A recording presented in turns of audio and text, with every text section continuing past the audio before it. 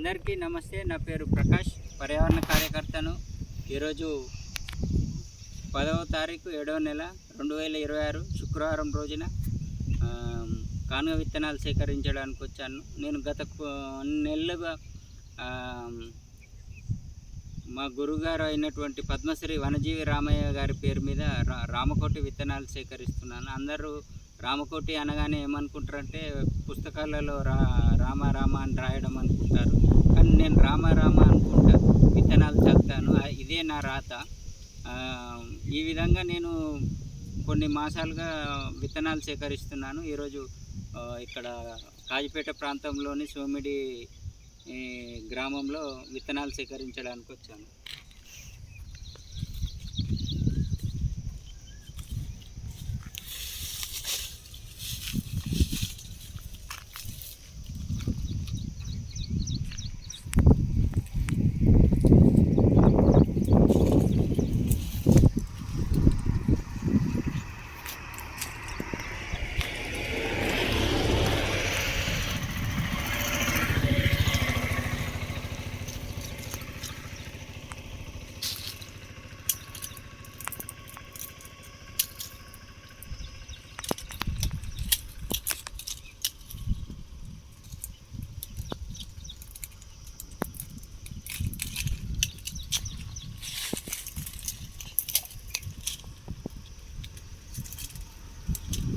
ఈ కానుగ విత్తనాలు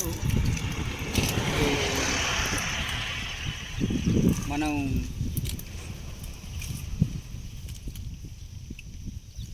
నాటడం వల్ల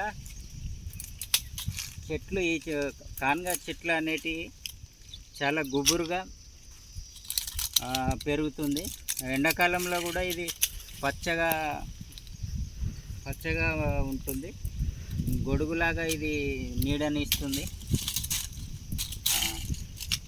చాలా వరకు వర్షాకాలంలో కూడా ఈ చెట్టుని కింద వర్షం పడకుండా కూడా మనం ఉండడానికి ఆస్కారం ఉంటుంది. అంతేకాకుండా చెట్లు అంటే మొక్కలు పెట్టడం వల్ల మనం పర్యావరణ కృషికి, భవిష్యత్ తరాల అభివృద్ధికి పాటుపడిన వాళ్ళం అవుతాము. ఇవి చెట్లు ప్రతి చెట్టు కూడా కొన్ని వందల లీటర్ల నీటిని భూమి లోపల నిల్వ చేసుకుంటాయి. పక్షులకు, జంతువులకు, మానవాళికి మనుగడకు ఇవి ఎంతో దోహదపడతాయి. కావున మన అందరం కూడా పర్యావరణ పరిరక్షణ కోసం కృషి చేయాలి. ఇప్పుడే ఇంతగానం ఎందుకు అంటున్నానంటే రాను అంటే పర్యావరణం అనేది విధ్వంసం అవుతున్నది. చెట్లు నరికివేయడం కావచ్చు, ఇసుక తోడడం కావచ్చు, గుట్టలను తొలిచివేయడం కావచ్చు, ఇలా జరుగుతుంది. నగరం అంతా కూడా కాంక్రీట్ మయం అయిపోతుంది. చెట్లు అనేటివి లేకుండా పోతున్నాయి.